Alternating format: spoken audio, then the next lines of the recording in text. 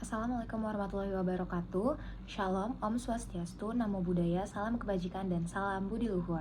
Saya Azhara Khairani Fatima dengan NIM 2042532. Pada video kali ini ingin membahas mengenai proposal penelitian saya yang berjudul Penerapan Sirkular Ekonomi pada Perusahaan Multinasional, Studi Kasus Bank Sampah Unilever Indonesia dalam meningkatkan daur ulang sampah plastik untuk periode 2019 sampai 2023. Pada latar belakangnya, permasalahan lingkungan menjadi perhatian internasional yang sejajar dengan keamanan dan ekonomi global.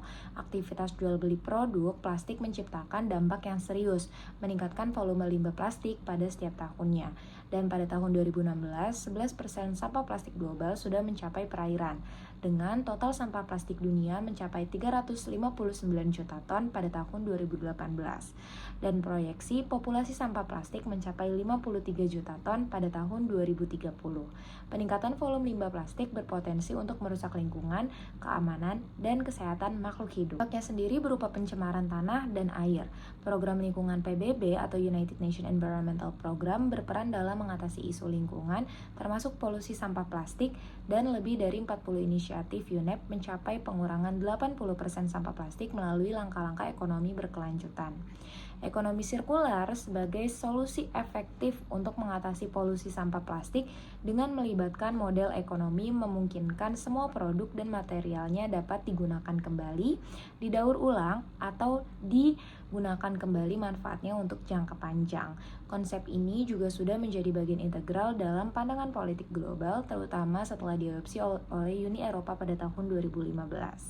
Selanjutnya, dibahas pula mengenai terjadinya lonjakan sampah plastik di beberapa negara Asia Tenggara, termasuk Indonesia, Filipina, Malaysia, Thailand, dan Vietnam. Ini menghasilkan limbah padat perkotaan sekitar 1,14 kg per kapita per hari, dipengaruhi oleh pertumbuhan ekonomi dan urbanisasi. Infrastruktur dan logistik yang belum memadai di bawah 50% memperburuk masalah kebersihan lingkungan.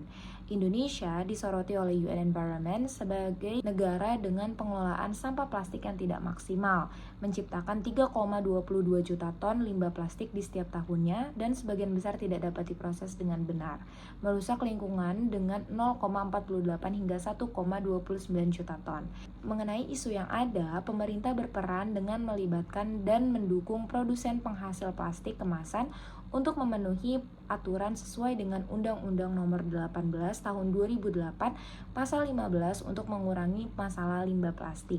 Unilever yang merupakan perusahaan FMCG di Indonesia juga terlibat dalam circular economy dan mengimplementasikannya melalui Unilever Sustainable Living Plan 2010 sampai 2020.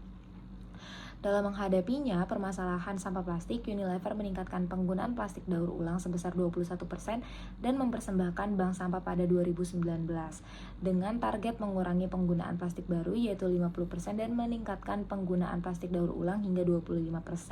Setelah dari latar belakang permasalahan, maka rumusan masalah yang dapat diambil adalah bagaimana kontribusi penerapan sirkular ekonomi Unilever Indonesia dalam meningkatkan daur ulang sampah plastik di Indonesia dari 2019 sampai 2023. Sedangkan untuk tujuan penelitiannya sendiri mengulas peran yang dilakukan Unilever Indonesia dalam menanggulangi sampah plastik yang ada di Indonesia dengan menghadirkan terobosan baru pada tahun 2019 yakni bank sampah dengan inovasi Google My Business. Dan kerangka pemikiran yang diperoleh yaitu unit analisisnya berupa perusahaan multinasional di mana berfokus pada Unilever Indonesia dan pada unit eksplanasinya menggunakan penerapan sirkular ekonomi dengan menjelaskan bagaimana penerapan konsep sirkular ekonomi dapat berpengaruh pada peningkatan daur ulang sampah plastik. Dengan demikian, tingkat analisisnya adalah sistem internasional. Adapun paradigma neoliberal yang digunakan yaitu untuk menganalisis kerjasama MNC dan negara dalam konteks internasional sesuai dengan norma, rezim, dan institusi. Neoliberalisme menyoroti pentingnya kerjasama untuk keuntungan bersama dan fokus pada hubungan antar negara dan sistem internasional. Konsep sirkular ekonomi diadopsi oleh Unilever dalam penanganan sampah plastik dan mencerminkan prinsip-prinsip neoliberalisme dan kerjasama dan kontribusi positif terhadap lingkungan. Adapun teori Green-nya yang mencerminkan kesadaran terhadap krisis lingkungan dan menekankan pada keberlanjutan pemanfaatan sumber daya alam yang baik dan pelestarian lingkungan. Dan dalam konteks ini, green theory relevan dengan fokus pada solusi untuk mengatasi dampak negatif ulah manusia terhadap lingkungan, terutama masalah sampah plastik. Dan untuk konsep multinasionalnya atau MNC, digunakan sebagai unit analisis dalam penelitian ini dan sebagai agen globalisasi yang memiliki peran penting dalam ekonomi dan mampu memainkan tata perekonomian di wilayah untuk beroperasi. Dan dalam konteks ini, penanganan sampah plastik, MNC seperti Unilever dapat memberikan kontribusi positif dengan meningkatkan perekonomian dengan mengatasi permasalahan dan mengendalikan dampak lingkungan.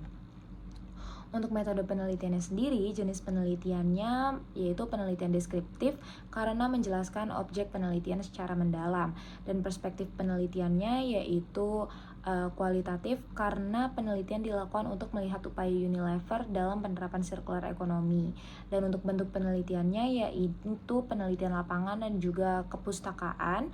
Dan untuk jenis data yang digunakan adalah kualitatif karena menyajikan secara deskriptif dengan sumber yang berasal dari primer ataupun sekunder, dengan teknik pengumpulan data yaitu penelusuran literatur, dan sumber data yang diperoleh yaitu studi kepustakaan dengan mengambil referensi dari buku, jurnal, artikel, laporan, skripsi hingga dokumen resmi.